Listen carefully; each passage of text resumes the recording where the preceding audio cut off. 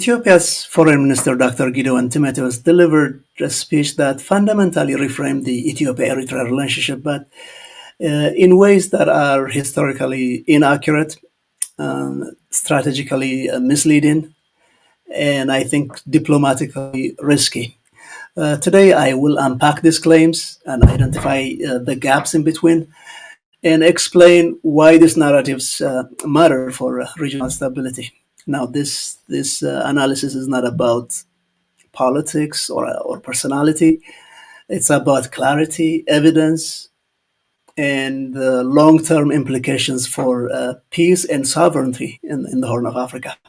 So let's begin with what the speech gets wrong and why these errors cannot go unchallenged. Welcome to the program.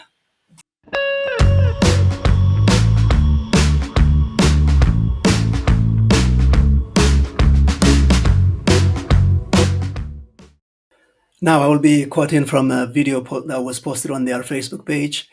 But if you want to read the entire text of his speech, the entirety of the text is posted on our website, on the Ethiopian Foreign Ministry website. You can find it there and read it for yourself. Let's go back to the video.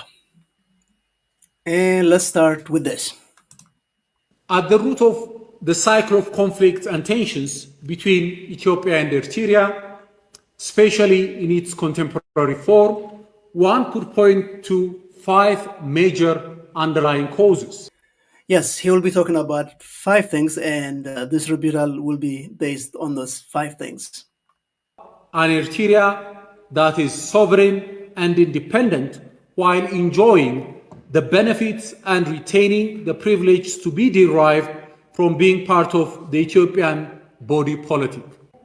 The Eritrean government wants to enjoy the status of a sovereign state without the consequences and responsibilities such a status entails. In political terms, this desire manifests itself in the tendency of senior officials of the Eritrean state, notably the president, to provide a running commentary on all things Ethiopia. What he's basically saying are 3 things.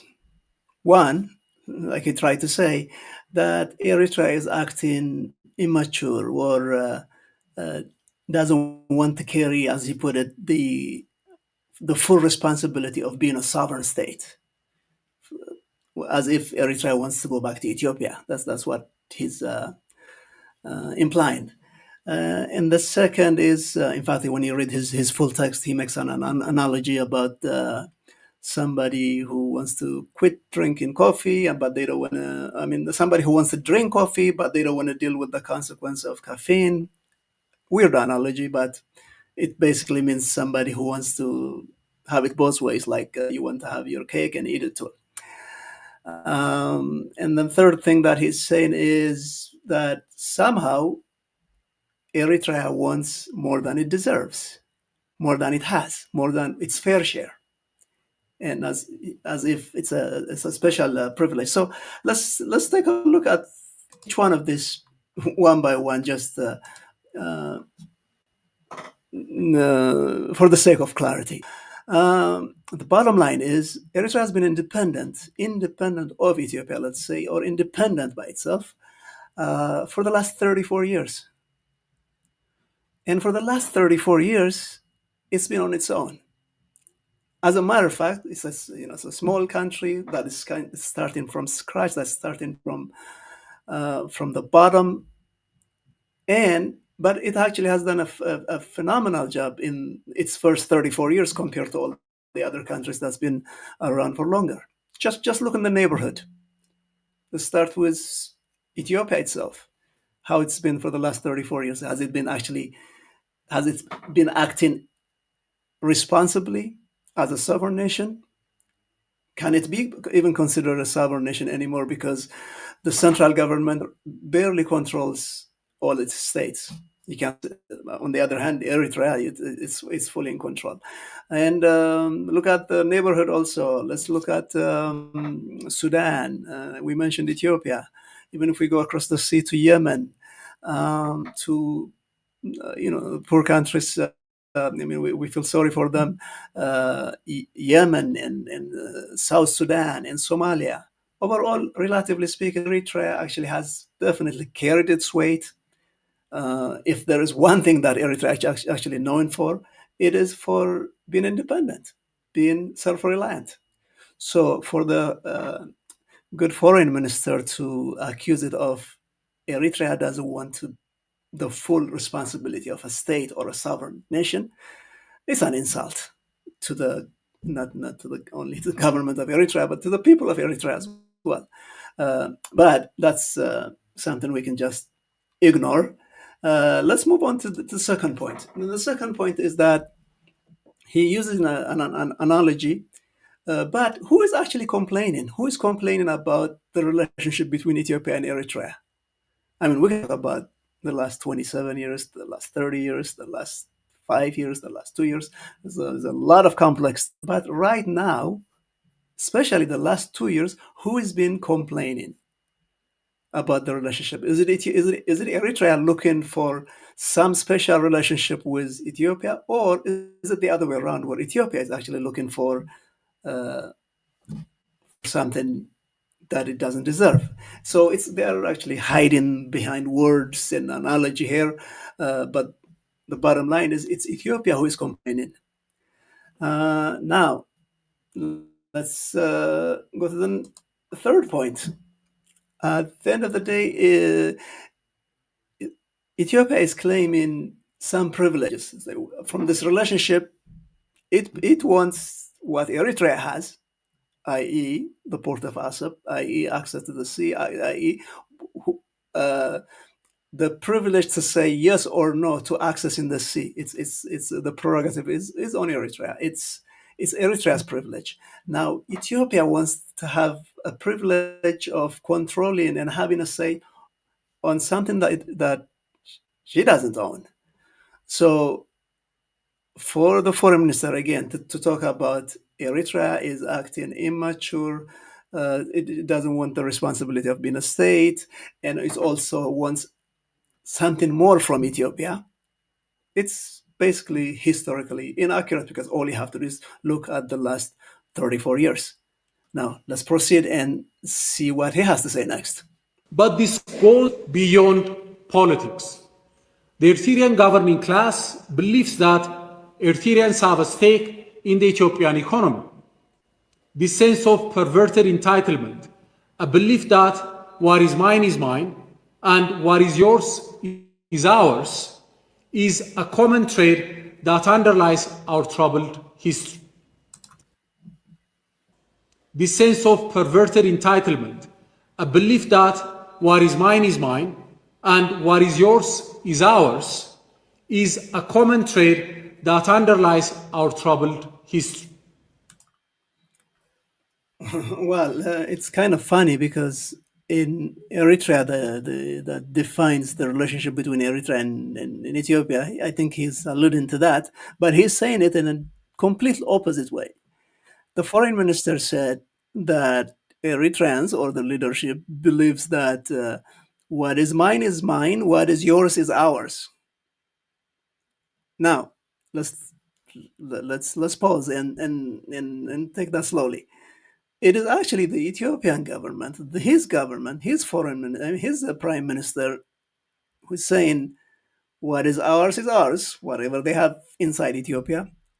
What is yours, Eritrea, yours, Assab, is ours. So what is mine. What is yours is ours is exactly what they are saying. But at the end of the day, he's trying to shape it as if there is this overarching doctrine in Eritrea that says um, that's how Eritreans act. They keep what they belong, what is theirs, and then claim that's something that doesn't belong to them.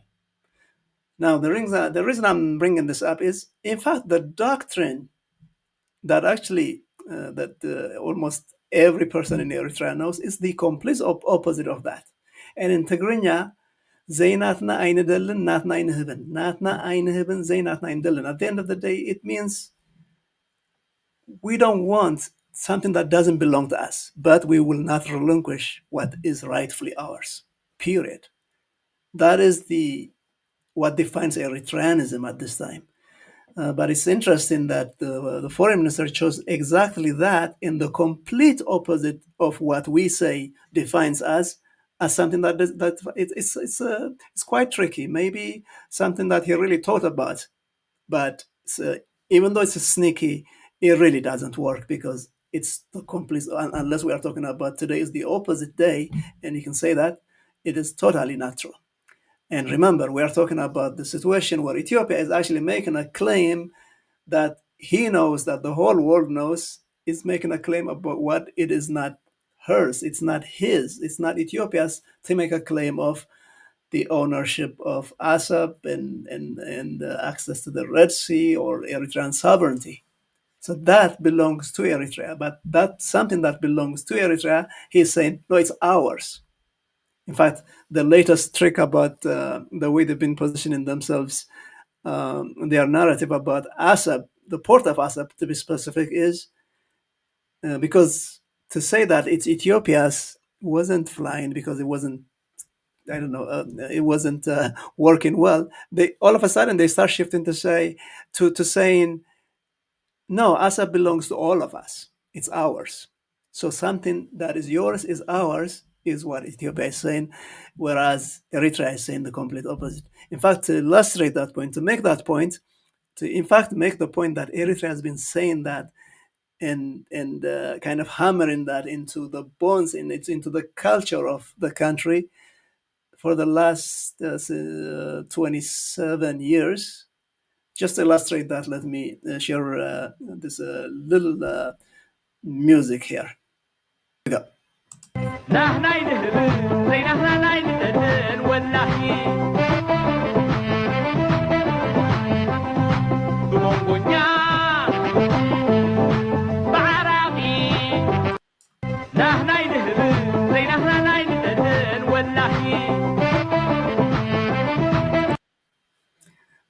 There you have it. It's the bottom line. It's what defines Eritreans. It's what this song, which was actually made popular in 1998 or the years after that, it basically says we don't want something that doesn't belong to ours, and it encouraged Eritreans to accept the ruling of the courts, what the international community decided, and at the end of the day, if the arbitrators say that's something that doesn't belong to us, we accept it. And that's the civilized way of doing things. But at this time, to actually, for the foreign minister to accuse Eritrea of exactly the opposite thing, something that has been ingrained into the Eritrean psyche, into the Eritrean culture of course, obviously, this did not start in Eritrea as a principle in 1998, but this is as far as disputes with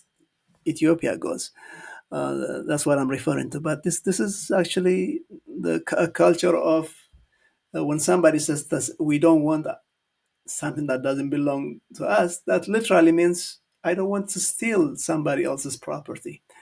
So whether he intended or not, whether he thought whether he really thought what he was saying or not, the foreign minister basically insulted the Eritrean culture, the Eritrean people by saying that this is what they believe. They believe something that doesn't belong to them is ours. Obviously, it's history shows it's it's not true. But I think anybody who's looking at this with any fairness knows who has this perverted entitlement in the neighborhood. With and that's been the history of Ethiopia, more or less. But as far as this current issue is concerned, what have we been hearing for the last 2 years? What's been the headline internationally? The whole world has been following the same news about, and it all boils down to this: that Ethiopia is threatening its neighbors. Ethiopia is threatening Eritrea. And that's been going on at least since October of 2023, all the way till now. And I think this is actually a continuation of that, a tactic. It's a way for Ethiopia to think this is how they make deals and how they know. This is how they won by threatening that if they don't get their way, war will break out, or something terrible might happen. This is their way of it's a scare tactic. It's their way of involving the international community and making themselves victim. But they can't hide what happened in the last couple of years. Now, for the sake of reminder, let's take a look at a couple of those headlines. Let's look at Bloomberg, and this was from 2023, like a couple of years ago. And in the last 2 years, we have seen probably hundreds of these similar headlines. And this one reads, "Why is Abiy threatening Ethiopia's neighbors?" They were talking about the neighbors. To be specific, it's Eritrea. But at the same time, he was threatening Somalia, trying to divide Somaliland from Somalia, and created a lot of chaos. That didn't work out as well. And now this is a continuation of that tactic. It's a weird way of a weird way of trying to get a deal, but that's what he's been doing in a very, very dangerous way. At the end of the day, that's where he started, and 2 years later, we are here, and this was from a few days ago. As this op-ed said here, this has been a stillborn strategy for Ethiopia. To this day, other than creating chaos and anxiety and possibly even actual hostile war, the ambition it's been falling apart. And the prime minister, unfortunately, made a lot of promise to his people, and the foreign minister is, I think, trying to do that right now. Maybe they set the expectations that they made to the Ethiopian people maybe too high. I think it's time that if they're honest about what actually needs to be done, and first and foremost respect sovereignty, respect what the UN Charter, the Africa Union Chapter, and not to mention the peace deal between Eritrea and Ethiopia. There will be better ways. But the bottom line is, let's go back to the speech, and it's actually inconsistent with what happened in the last couple of years. So let's go back. The foreign minister made a couple of accusations. One has something to do with what he called the instrument for hostile forces. Again, very vague, but I think we know what he's implying. And the second is something to do with meddling in Ethiopia's internal affairs, or being a tool of instability. But what has actually been the truth for Eritrea? Let's take a look at that. If we just focus on what he said, that Eritrea has been an instrument for hostile forces.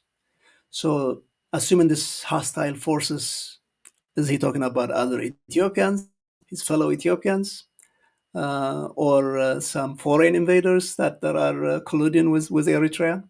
If he's sometimes in Ethiopia, they talk about this mystical way of describing some unnamed enemy or historical enemy, or historical haters, things like that. Maybe sometimes they are referring to Egypt or to the Arab world, but most of the time it's vague, and lots of times they are actually Ethiopians. They refer to each other as hostile forces. So if he's referring to that, it was just a few months ago. It was actually a few years ago, very few years ago, that the prime minister was thanking Eritrea for saving Ethiopia, for saving his fragile government, for maintaining stability in Ethiopia. So there's evidence, there are video clips, there are statements from the Ethiopian government basically saying completely the opposite of Eritrea being an instrument for hostile sorts. So the evidence says otherwise. Another factor we should take into account is what we can call the Isaias doctrine. The Isaias doctrine is not written down or expounded explicitly, but it has now become quite obvious as a result of consistent application for over 30 years.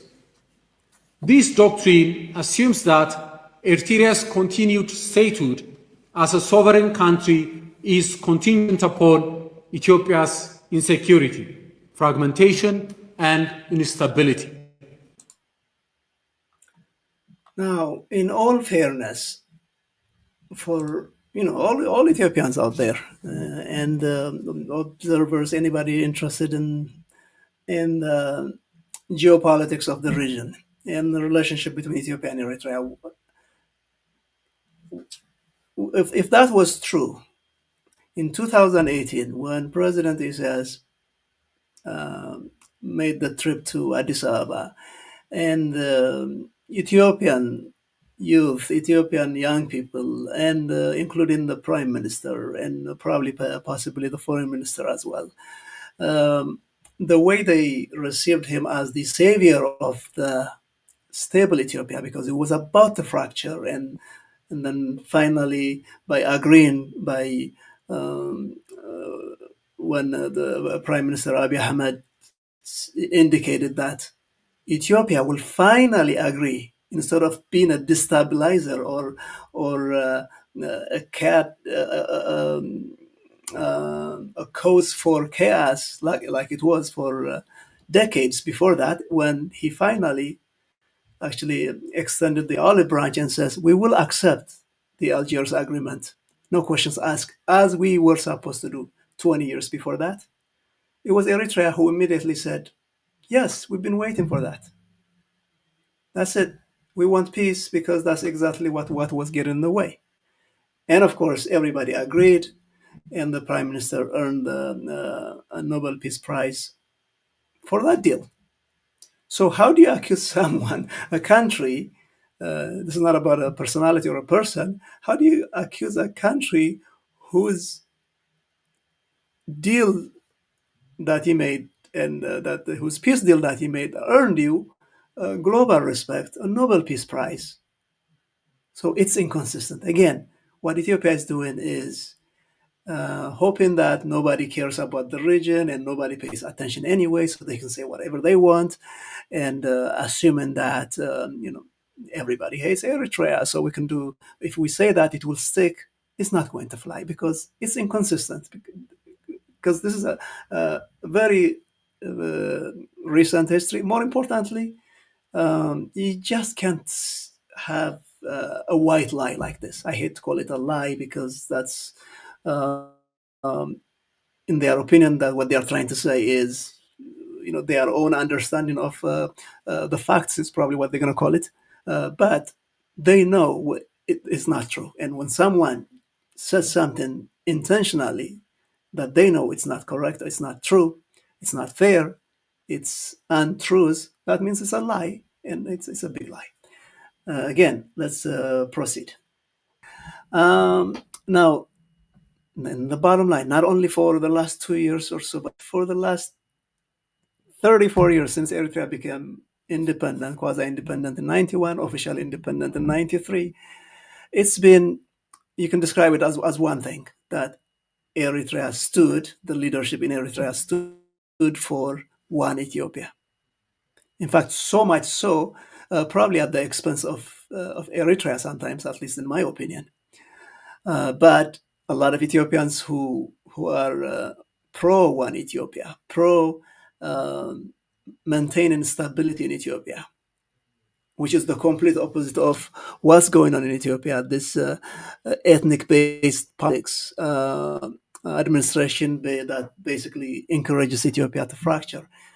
The Eritrean government opinion, and the Eritrea is allowed to have an opinion. Eritreans are allowed to have an opinion, especially about Ethiopia, because whose opinion and action adversely affects Eritrea every time, of course.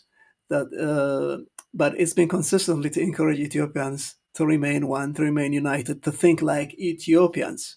because at the end of the day, that's what we Eritreans think works for us. Not to think in terms of ethnicity and language and tribes, but citizenship. And Ethiopia lost that. Maybe at some time it had that, but the bottom line is we are not even sure. I'm not even sure if that's actually at the end of the day, Ethiopia's unity, the way it's going, is good for Eritrea or not. But it definitely beats the alternative. More importantly, the leadership. You can start from President Isaias, probably the number one fan of this. It's been the policy of the Eritrean governments, one Ethiopia. And probably that's been the most of the fight related to the previous regime of what it accuses of doing to the Ethiopian people. It supports definitely those Ethiopians who want to remain peaceful and united, and because I think the evidence shows that that's what Eritrea thinks is not only good for Eritrea and not only good for Ethiopia, but for the entire region, for the world, for world peace. That's what is required. So to accuse Eritrea of actually being an instrument of instability as far as Ethiopia is concerned, an instrument of those who hate Ethiopia, an instrument of, I guess, some foreign adversaries of Ethiopia, it's been inconsistent.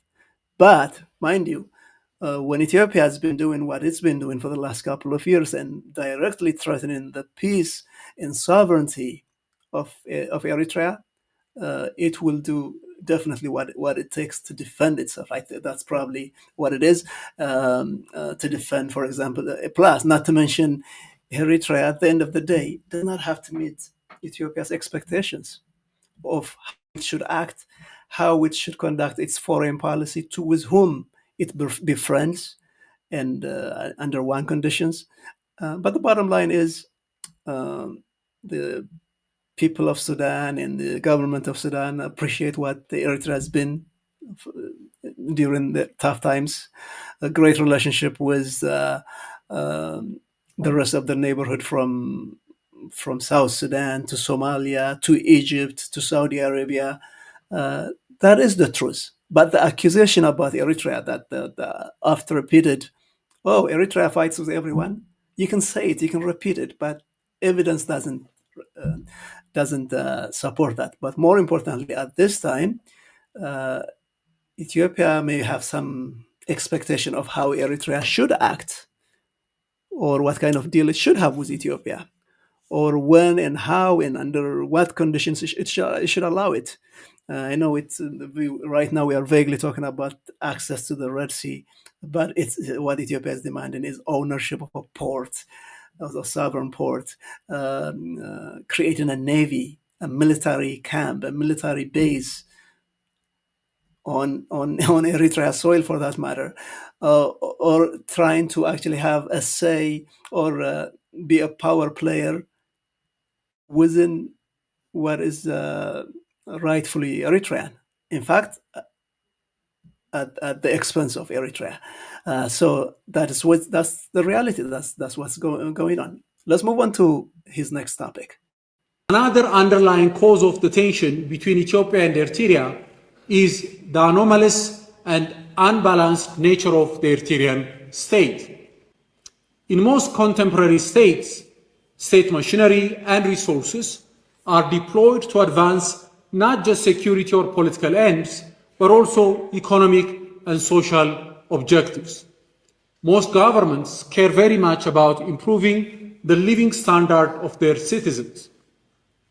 Economic progress, development, and growth are priorities in most countries. Even if the ruling class does not genuinely care about these issues, an attempt is made to project a semblance of economic governance geared towards the welfare of citizens. Okay. Again, in all fairness, he is accusing the state of Eritrea, and in a way, not only the government. Okay, I guess he's accusing the government of Eritrea not caring about the welfare of its citizens. But is that actually, does the facts support that? Is that what's been going on in Eritrea for the last 34 years? Yes. The war, no peace, all these hurdles that are got in the way, the war situation, it's been very damaging. And it, as an Eritrean, I know what we lost. But in all fairness, to accuse a government that actually improved the lives of its citizens, you can talk about education, you can talk about healthcare, you can talk about access to basic services. No, did we expect Eritrea to be only this far 34 years after independence? No. But at the same time, all you have to do is look at the numbers from the UN and from others who say what the Eritrean government has been doing.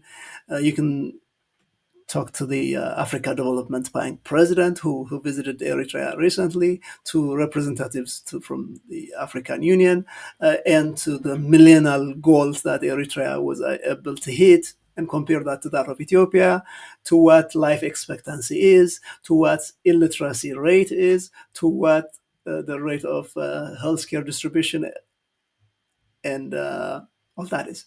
I'm not.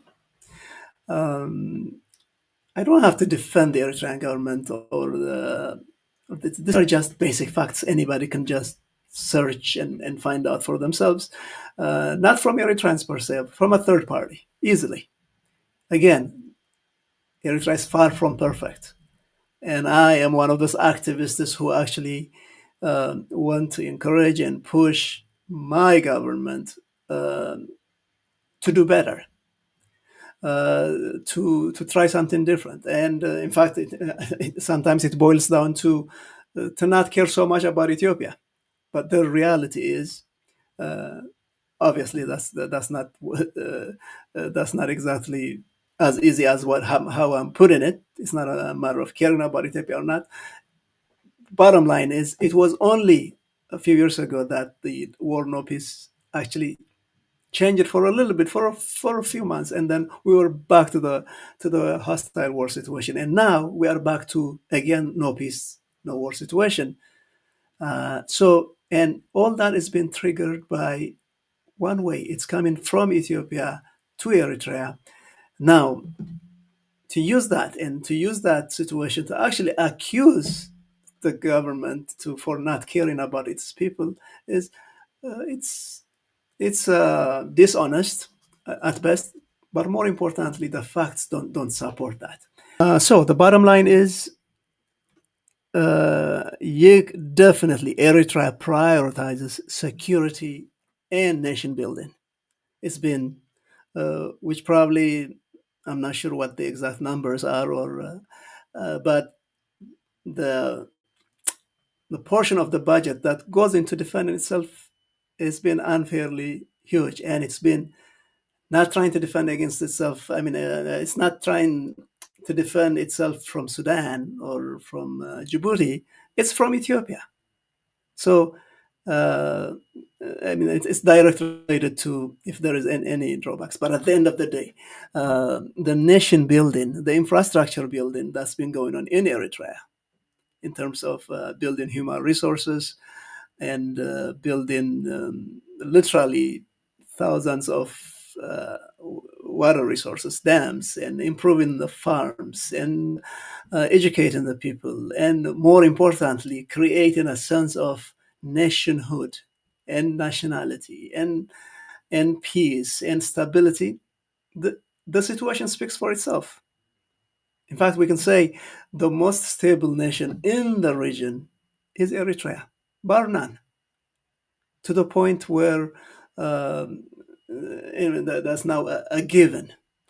But what I didn't like about what the foreign minister was trying to, in fact, his tone was that the leadership or the people that they don't care, as if you have this leadership of corrupt people who are on it on themselves, and they are enriching themselves, and are not caring about the people. That's not the kind of leadership that you will see in Eritrea.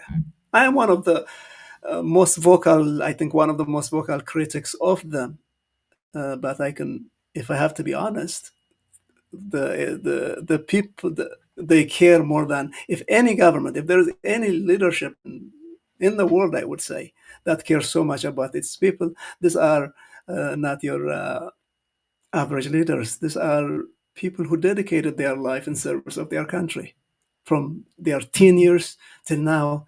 I don't think anybody can honestly or prove that there's any kind of corruption or self-enrichment. But what you see in Eritrea is a lot of self-sacrifice.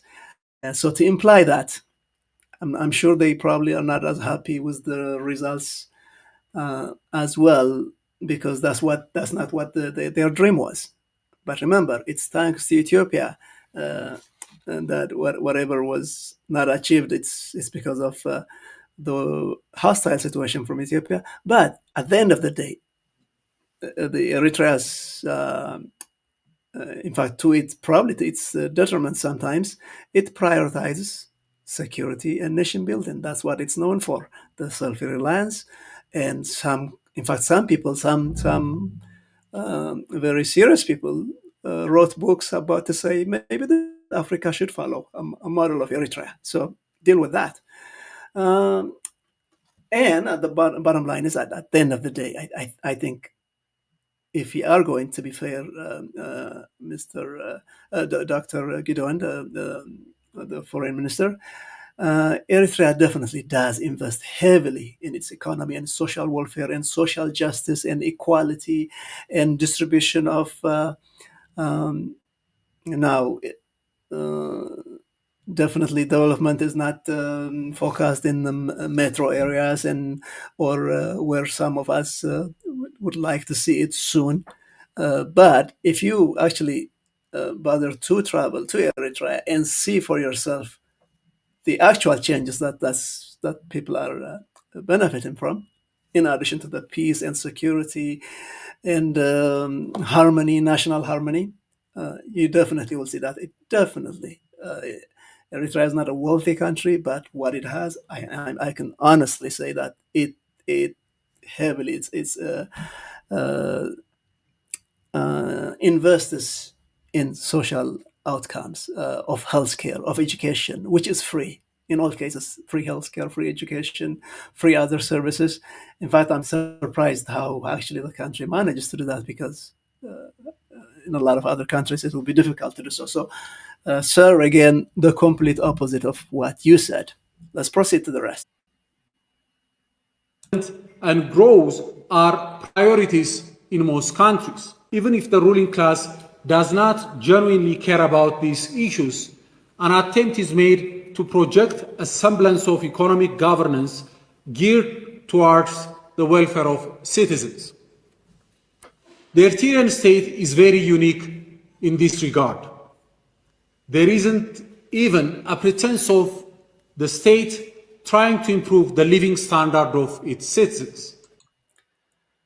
Now, again, without repeating myself, is it actually fair to say that about Eritrea? For anybody, for any Ethiopian, for any decision makers, policy makers in the region, in the world, that may not even be too much of a fan of Eritrea or the way it does things. But even if you feel like that, is what what the foreign minister is saying, is it actually honest and fair assessment about what Eritrea? The ruling class does not care about its people. I think forget going inside into Eritrea. If you're randomly in the diaspora, anywhere, to say the people may not even agree in the direction of the way things are done. But if you ask the simple question, do they care about their people? I think the short answer is absolutely yes, because uh, um, it's too obvious. Now, at the same time, can you say that about Ethiopian leaders for the last 50 years, we can say, but definitely since Eritrea's independence, for the last 30 years, for the last 34 years? Can we say that about Ethiopia and the way the Ethiopian elites focuses its wealth and its welfare in whatever it does, uh, or the bottom line is you're not going to find Eritrean ruling class millionaires and billionaires, but you would find that in Ethiopians. That's again, it doesn't make just because Ethiopians are doing something, but it doesn't mean that that's something to glorify and to feel good about. But if you were to compare the two, whom would you say is honestly cares? The state is not conceived as a political construct to advance the well being of citizens. The state is taken as an end in itself. In contemporary Eritrea, citizens exist for the state. This totalitarian subsumation of the individual within the state denies individual citizens any shred of autonomy and agency.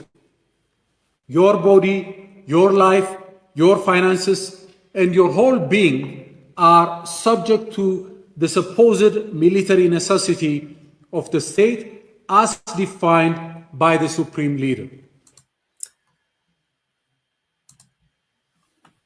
Now, Mr. Foreign Minister, how Eritrea manages its internal affairs, honestly, should be none of your concern. As is none of our concern what you do internally.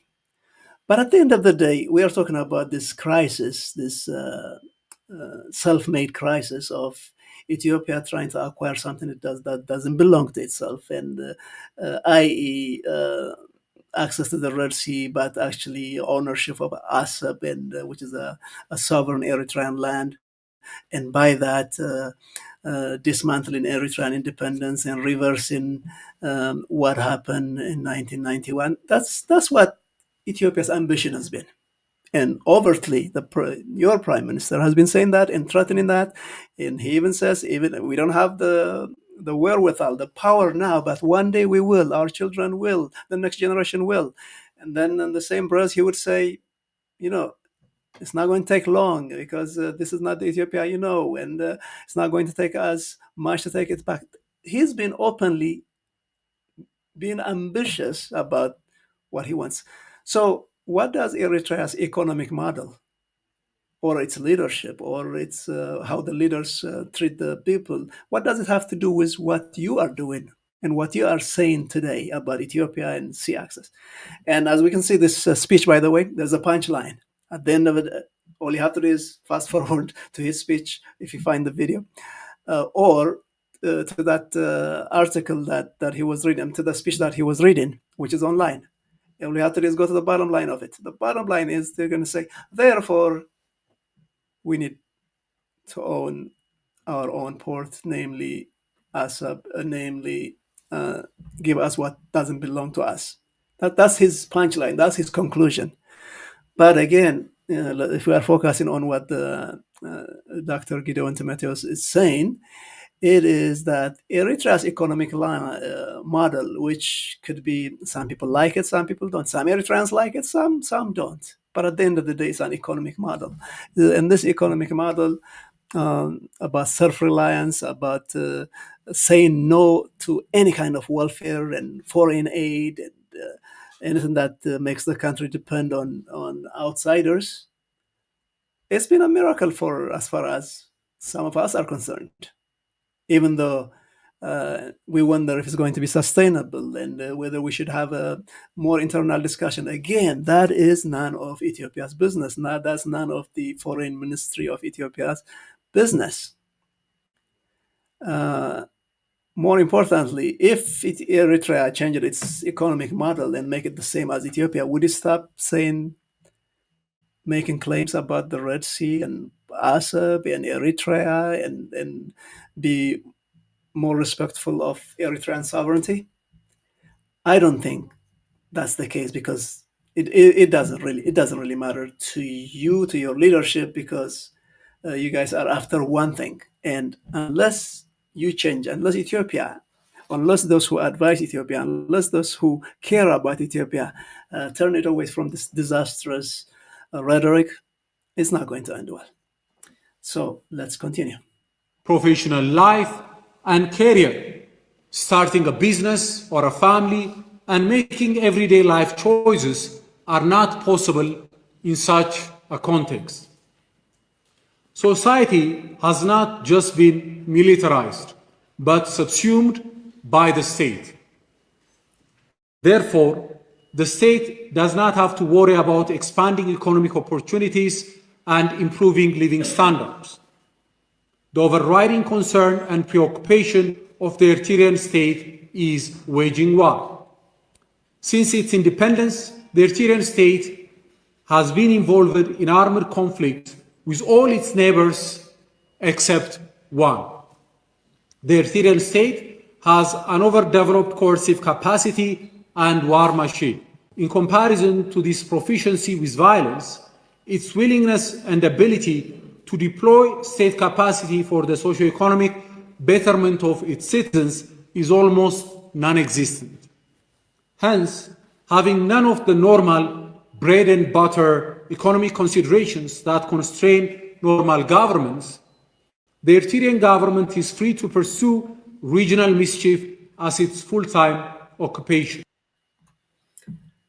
Okay, if that's actually the Eritrea that you claim is, it was only in the year 4 years ago, 5 years ago, that Ethiopia was thanking the Eritrean government, the Eritrean people, for saving Ethiopian soldiers, for giving refuge to a division of its army that was running away from a civil war that triggered in Tigray. It wasn't a long time ago, maybe 3 years ago or so, that the prime minister went to his parliament and made a speech which basically boils down to, if it wasn't for Eritrea, Ethiopia wouldn't be saved. So, he basically said, and you can see this over and over again, a friend like Eritrea is a true friend. A friend indeed is like Eritrea. So again, which one is true? Which one are we going to believe? What the foreign minister is saying now, or what the prime minister has been saying for a long time until he switched tones, thinking that this is the way to go? Now he's painting Eritrea as if it is not the country that he made a peace treaty with and won a peace prize for making contact and making peace with. The treaty that was signed in Asmara, in Jeddah, and the awards that were given by governments, and the respect that was given to him based on thinking for the common good and so on. So all that is now wiped out, and he's trying to paint a new. Unfortunately, his predecessors, they tried that for 27 years, and that's what they've been saying, ad nauseum about Eritrea, that it fights with everyone, and it has a large army, and who is going to believe that a small country of 3 million, maybe 4 million people, is actually bullying everyone, including those with hundreds of millions of people and those who've been around for hundreds of years, 3,000 years. Who is going to believe that? And at the end of the day, what has history showed? What did actually history said about what if there was little trouble with Sudan? It probably has something to do with its fundamentalist government that included Bin Laden at some point. Are you going to side with them? The border war, at the end of the day, about 90% or even more than that of what Eritrea claimed was it's ours. But that's what the Algiers Agreement showed, what Eritrea was correct legally. At the end of the day, Eritrea is the one who helps even fragile governments in Sudan, in Somalia, and at some point in South Sudan. It wasn't Ethiopia. It was Eritrea. But that's what the truth is. The truth of the matter is the Sana'a Forum that included at some point Yemen and Sudan and Ethiopia was a tripartite um, agreement to get rid of Eritrea. And look what happened. At the end of the day, who fared better, Eritrea or Yemen, Eritrea or Ethiopia, Eritrea or Sudan? So the facts, again, that doesn't support what you are saying. Having to bear no burden concerning the economic and social welfare of its citizens, the ruling class is free to apply its whole energy and attention to regional intrigue and adventures. If Eritrea had a government with the slightest interest in improving the living standards of its citizens, and with a citizenry that demands and expects the government to show concern for their well-being, the way Eritrea engaged with its neighbors would have been dramatically different from what we have witnessed in the last 3 decades. The bottom line is, and I think history shows, Eritrea's path would have been dramatically different and for the better had it not been for Ethiopia and its mission to reverse Eritrea's independence. That's been the truth. That was the strategy behind creating the border war, the artificial border war. That was the strategy behind trying to cripple the country through the no war, no peace situation by refusing to accept what was final and binding agreement, by creating a very hostile situation, not only something to do with the border area, but with the very nationality of what it means to be Eritrean, trying to dismantle that. And if it wasn't for Ethiopia and its policies for the last 3 decades, Eritrea would be on a different path. Absolutely. That's the cost of opportunity. And as we speak, what you are doing now, what Ethiopia is doing, is a continuation of that. As a matter of fact, all Ethiopia has to do is treat Eritrea like a neighbor, give it the respect that it actually gives Djibouti, honestly and openly say, well, we would love to use Eritrea's ports, as Eritrea has always said, you're welcome to use our ports, but you use it to use it. In fact, it would have saved you hundreds of millions, if not billions of dollars over the last 30 years if you opted Assab versus Djibouti, even though you could actually use both. Even today, you can use both. But if you actually said that to the Eritrean people, to the Eritrean government, to the world, everybody would be supporting you today. But the truth of the matter is, other than your internal audience and a few crazy fanatics that think Eritrea is kind of a runaway country and this is the way to get it back, nobody's falling for this. Because that is what the truth is. No matter what you say about Eritrea, Eritreans, and this new picture that you're trying to paint, if that is not the truth, and anybody can comment and say, okay, here are what the facts show. But the facts show what they do. Let's keep going. The reason why most governments struggle to normalize relations with Eritrea is due to this anomalous and unbalanced nature of the Eritrean state. Well, you said most governments don't have normal relations with Eritrea. That is factually incorrect. Eritrea is member of from IGAD to the African Union to the United Nations, and has embassies with all the powers that be. Has good relations. In fact, it's one of its unique features. I can say it is friendly with major superpowers, but without feeling to be subservient to their needs. Maybe that's what the Ethiopians don't like. Maybe it has something to do with other things. But what the bottom line is, what is the truth? Eritrea has the normal relations, trade relations with China and Russia and Of course, the sanctions that has been imposed on Eritrea have something to do with Ethiopia, because of Ethiopia, as a result of Ethiopia. So if it was for Ethiopia, Eritrea wouldn't be in any, um, I wouldn't call it mess, but in any negative situation, in a way of lost opportunities, if it wasn't for Ethiopia, and that is the truth. As a matter of fact, sometimes we say, if we had a different neighbor other than Ethiopia, would we have been better? Obviously, you don't choose your neighbors. You don't definitely choose your neighboring country. But we are stuck with each other. But the bottom line is, it hasn't been a good relationship for Eritrea, and it's been because of Ethiopia's internal mess, internal chaos, internal uh, way of doing things that victimizes. It's the I can't speak for other countries, but definitely that victimized Eritrea, and that is definitely the honest truth. Considerable portion of politically conscious Ethiopians that Eritrean independence was something that the Ethiopian state consented to in a manner that fundamentally compromised Ethiopia's national interest.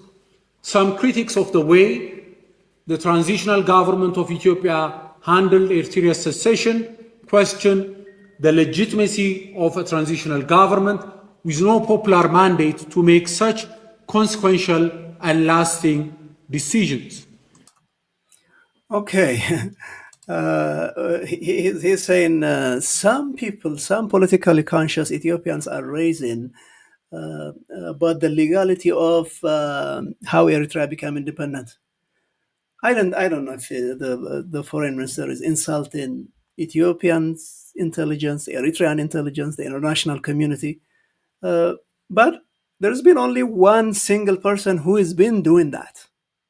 That single politically conscious Ethiopian. It is the Prime Minister Abiy Ahmed. He is the one, not your average Ethiopians who actually, honestly, they have their own issues, they have other priorities.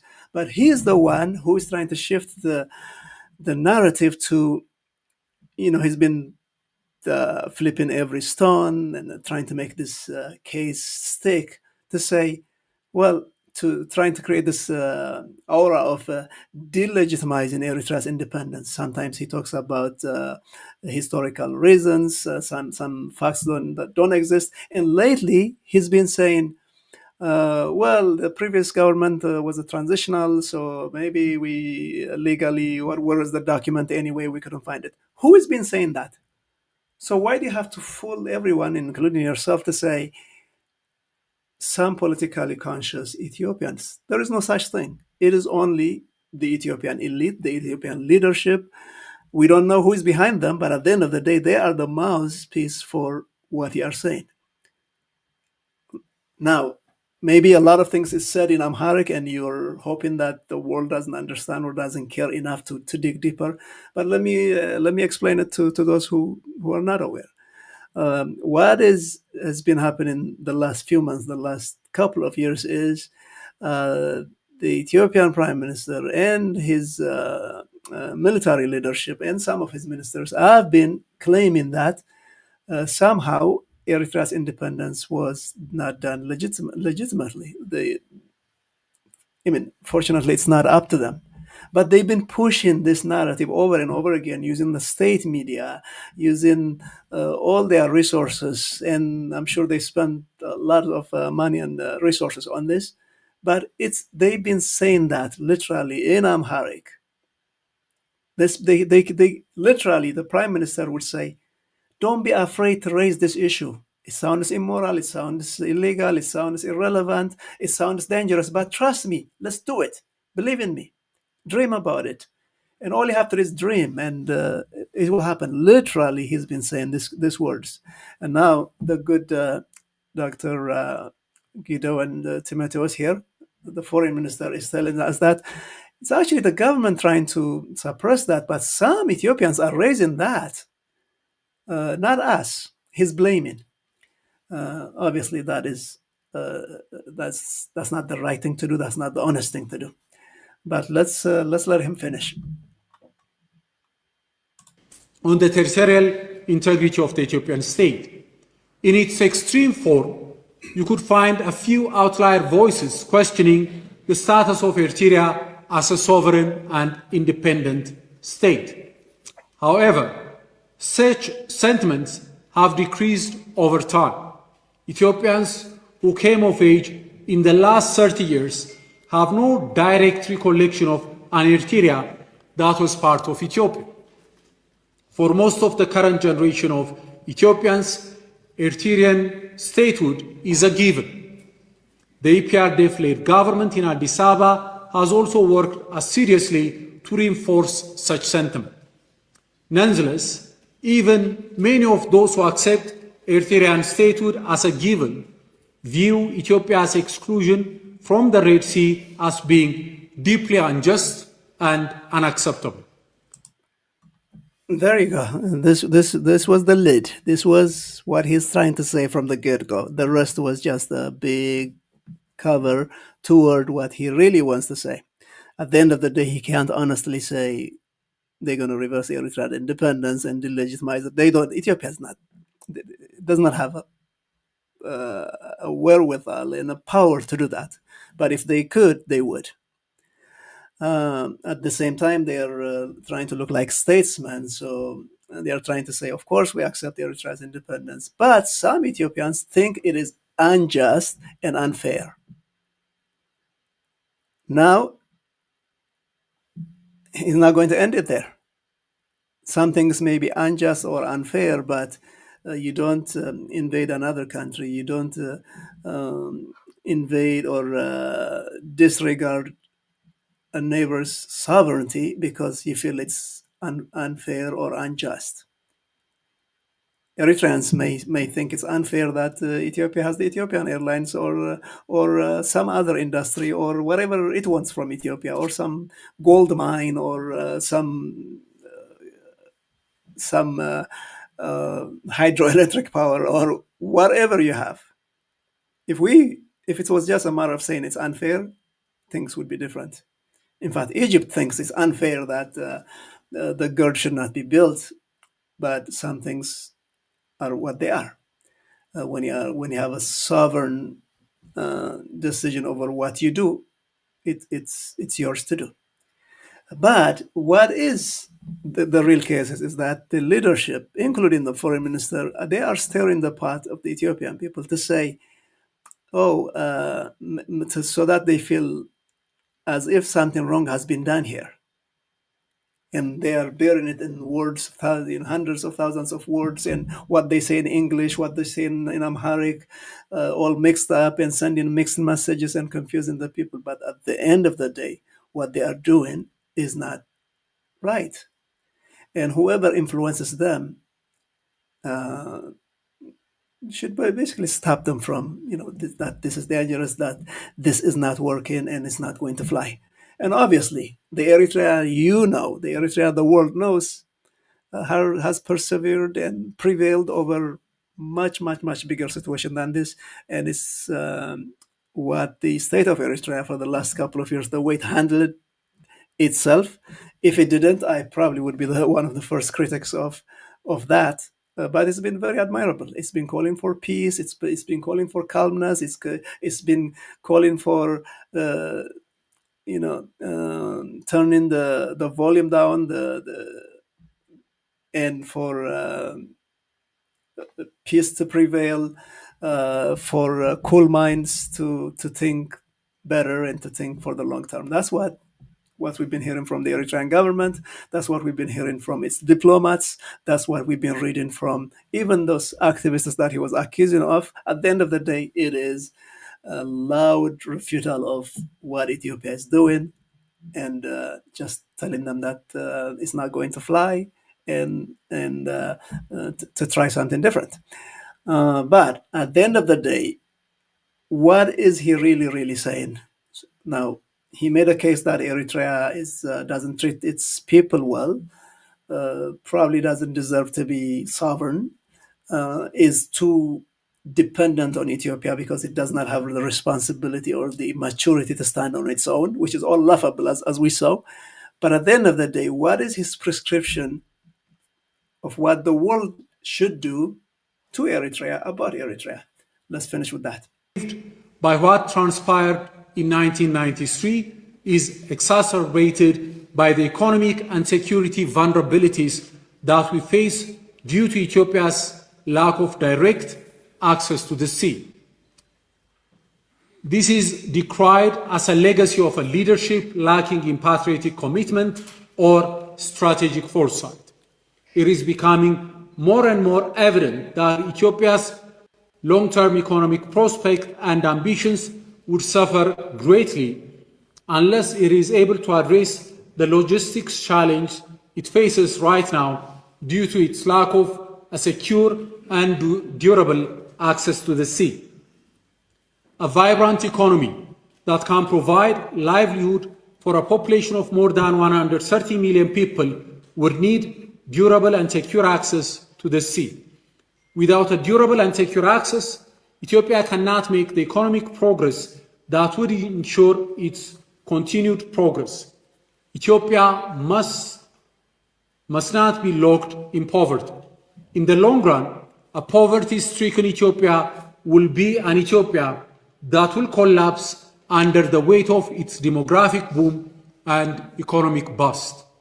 Okay, now he painted all the picture about Eritrea and how it acts, how it conducts itself, and how it doesn't basically deserve to be a country. But his finish line is Ethiopia's demographics keeps growing, and it will implode. That he's painting the doom and gloom picture, but it's all about Ethiopia. So first of all, if that is actually how what the real case is, not to mention all their internal politics and things that what they are trying to defer and um, change the topic from their internal affairs to something foreign or something that they think unites the Ethiopian people. That's what they are trying to do. But at the end of the day, what he's saying is Ethiopia is in trouble economically, and the government does not have a good plan on how to sustain that growth. So therefore, now the whole world must suffer. And as always, the easy scapegoat, the easy pick is Eritrea. But Eritrea is not the Eritrea of 1993 or 1991 or the one that was victimized in the 50s and the 60s and the 40s. It's a different Eritrea now. It's people who are basically all they know is who they are and what it takes to defend themselves peacefully through diplomacy on the world stage, using the modern media, creating alliance with people in the neighborhood, literally people in the neighborhood, the Ethiopian people who border them, the Afars, the Tigrais, the Amharas, the Oromos. It's making an appeal to actually the peace-loving Ethiopian people, and not to mention people from all over the neighborhood and globally. That's the strategy that, as an Eritrean, that I'm proud to the government of Eritrea is pursuing. But at the end of the day, let's keep focusing on the foreign minister's speech. The whole speech was about painting this wild um, picture, strawman picture of Eritrea. But what he's really saying is, towards the end, that Ethiopia is in trouble. In fact, if it was done honestly, and if a delegation went into Eritrea with an honest assessment of the situation and asking for a neighborly agreement to do whatever it takes to help the Ethiopian economy, to maintain peace and stability without victimizing Eritrea, I think they would have gotten a lot of help from the Eritrean government, from the government, from the state of Eritrea, from the people of Eritrea. But I think that they really squandered that opportunity now.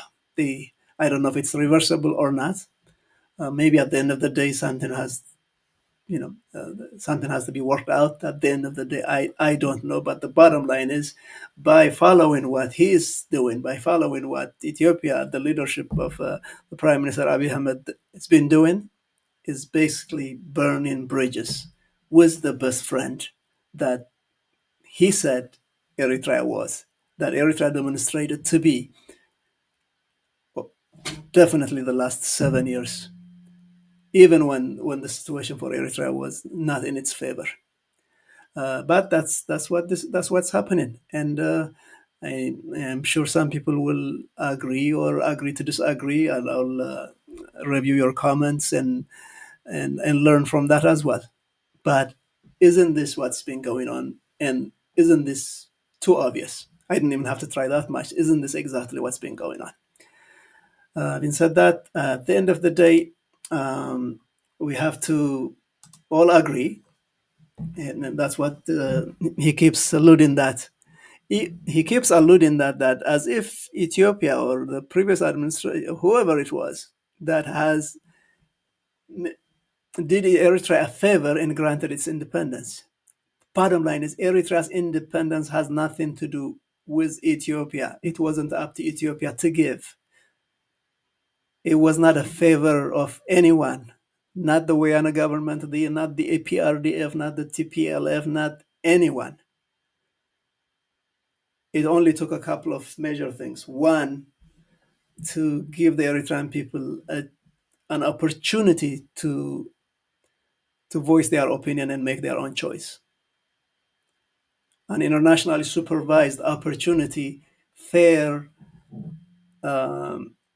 and just, and done professionally and properly over a period of something that took a process of 2 years, not 2 weeks, 2 years. And that was witnessed by everyone. At the end of the day, the witnesses have nothing. They're witnesses. But it was up to the Eritrean people to decide. The only one that mattered, the only voice that matters is the Eritrean people. And then obviously for the international community to accept it, respect it, and say, Eritrea, welcome to the family of nations. And that's what happened in 1993. Assuming at that time, the Ethiopian government then voted to say, we disagree, Eritrea should not be granted independence, there would be just that one lone voice that did that. That's it. Everybody else's voice matters. Italia's voice matters. Saudi Arabia's voice matters. American voice matters. Egypt's voice matters. Djibouti's voice matters. Sudan's voice matters. No, I mean, good for Ethiopia for not embarrassing itself after being the cause of so much pain and suffering for Eritrea and for Ethiopians at the end of the day. That's what it is. But so hopefully, I mean, this was another tactic of Eritrea doesn't deserve to be independent, and if it was independent, it was not legitimate because we gave it, we did it a favor. That was what he was trying to say. But the bottom line is, this is what I think they will keep doing until they know that they can't afford to do it anymore. I don't know where this will lead, but what they keep spinning is this: it's questioning Eritrea's statehood retroactively, and it's a revisionist history. It's dangerous, and of course, anybody can go back and make a revisionist claim about anything, including Eritreans can say that about Ethiopians if they want to. And if everybody does that, and the Kenya did it about Ethiopia, and the Somalis did it about Ethiopia, and Sudan does it, and the rest of the world, it becomes a big world of chaos. And this is Ethiopia, the seat of the African Union. And if there are any Africans listening, and every African diplomats, this is the ones that you look up to. This is the one that you say, this is a model for Africa. This is the one that you respect and you bow down to. You You try to make it like this is the model for the rest of Africa. It is not. That is definitely has been the Ethiopia we know, the Ethiopia we know well, way better than you. And then at this time, this is the Ethiopia that's creating chaos, tearing down the African Union Charter. That's exactly what's going on. Now, obviously, the very well educated Dr. Gideon Timotheus, the foreign minister, knows this more than anyone. Knows the history of it, knows what is acceptable, what is not, what is true, what is not, and so do a lot of elites, so Ethiopian elites. But what they are counting on is one thing. What they are counting on is that nobody cares about the region. Eritrea is too poor. Ethiopia is too poor. Nobody's paying attention anyway. The only audience they have is their internal audience, the ones that they can easily fool into the next war. Sadly that's their strategy. I hope they change it. I hope they do better. But the foreign minister's speech was definitely full of gaps, full of inaccuracies, dangerous, and they actually went from bad to worse. I hope one of these days, soon, they reverse course and take us back to a more hopeful and more peaceful way, because there is a way of doing that. Peace is possible, deals are possible, coexistence is possible, but not at the expense of denying Eritrea and Eritreans their well-deserved sovereignty and independence. Well, I hope you agree with my analysis, but if there are any corrections that you want to comment on, or any disagreements, please write them in the comments section. I read every and each one of them. And if you'd like to see more of the same, please like, share, subscribe. The best way to support this channel is by doing that, by liking, sharing, and subscribing. But thank you for your time today, and I'll see you next time.